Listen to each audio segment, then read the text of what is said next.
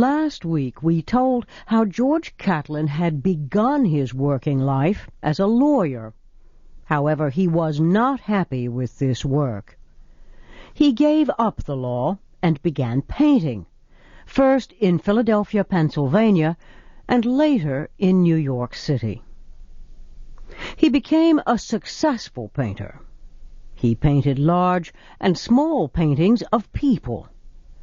But he still felt that he needed to paint something that was important.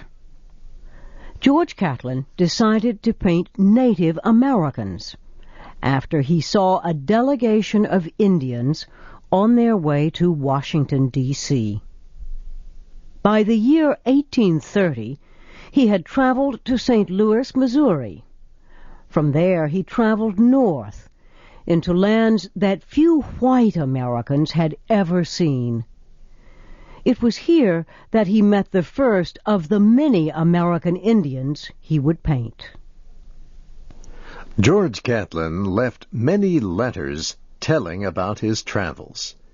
He wrote that he often traveled alone with only his horse Charlie.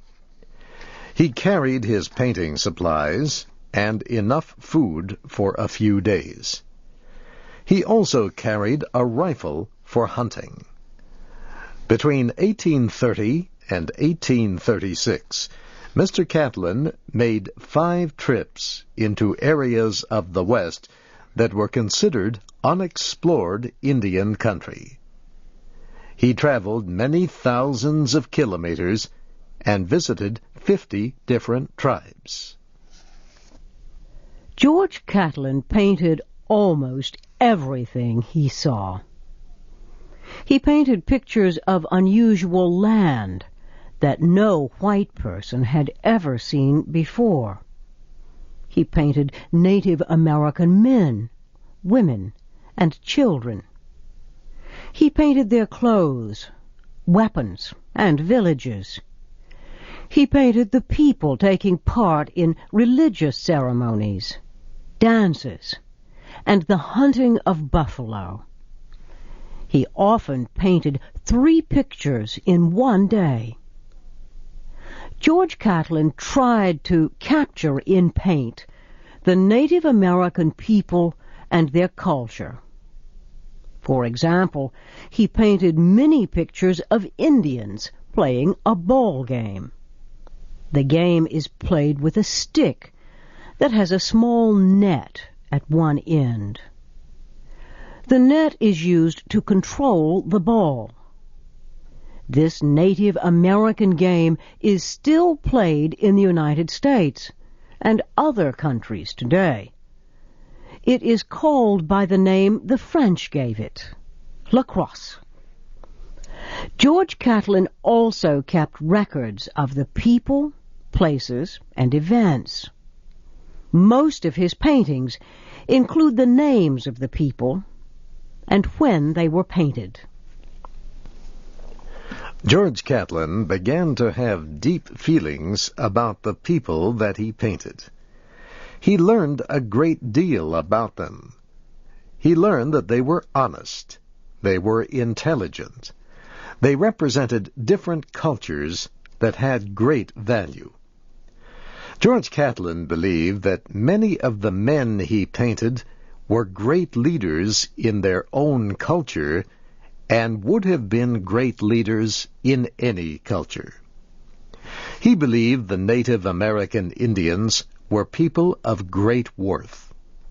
He also understood that the Indians could not block or stop the westward movement of white people in America.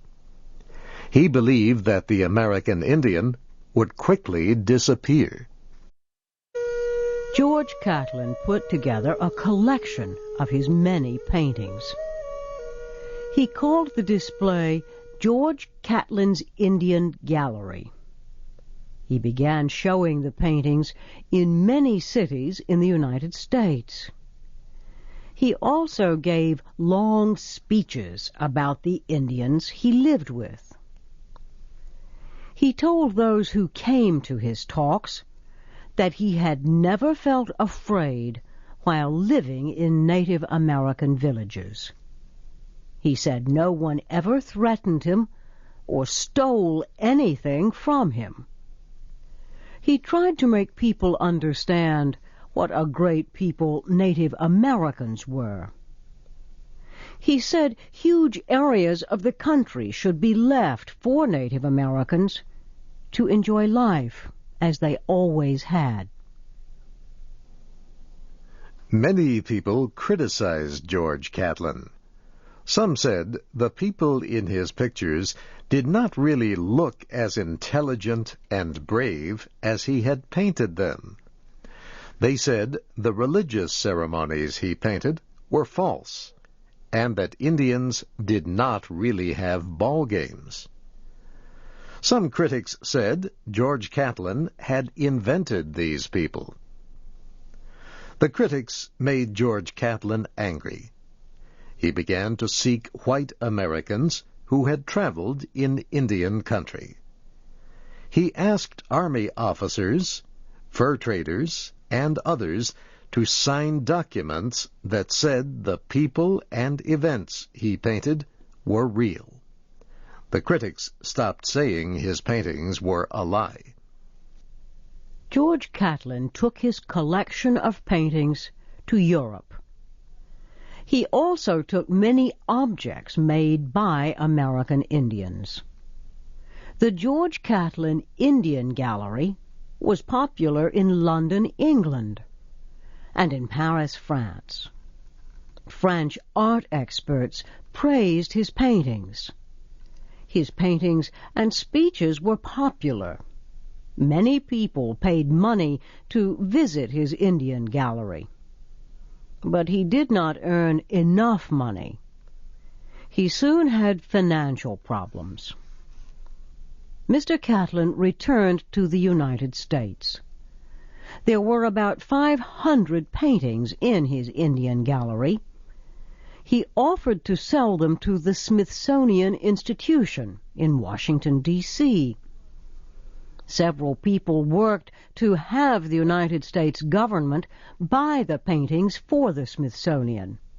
However, Congress never approved a measure needed for the sale. George Caitlan found a buyer for his Indian gallery. It was Joseph Harrison, a businessman in Philadelphia. Mr. Harrison bought the paintings, but did nothing with them. For many years they were left in a room in his factory.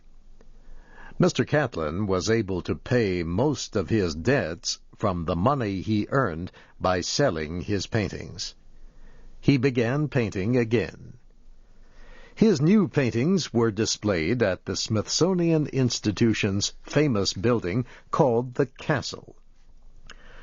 For the last year of his life, he worked in a room in that building provided by the museum. George Caitlan died in 1872. His famous Indian Gallery paintings were still in a room in Mr. Harrison's factory. A fire at the factory almost destroyed them. In 1879, the secretary of the Smithsonian Institution was Spencer Baird. Mr. Baird knew the historic value of George Caitlan's paintings. The owner of the paintings, Joseph Harrison, had died. So Mr. Baird began to negotiate with Joseph Harrison's wife, Sarah. He asked her to give the collection to the Smithsonian. Mrs. Harrison agreed.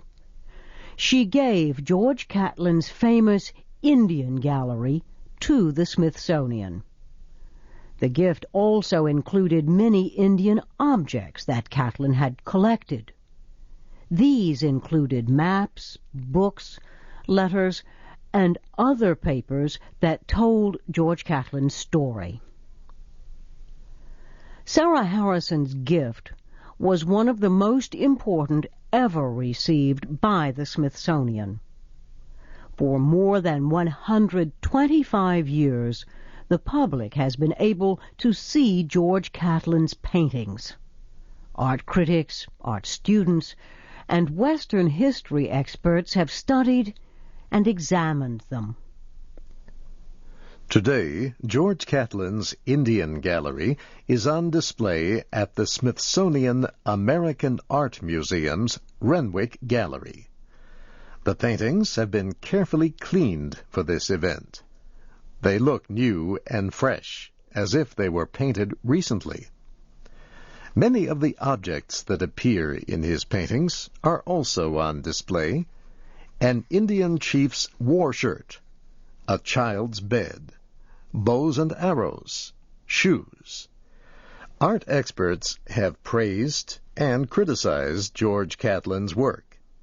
Some say he was not a good artist and could not paint the human body well.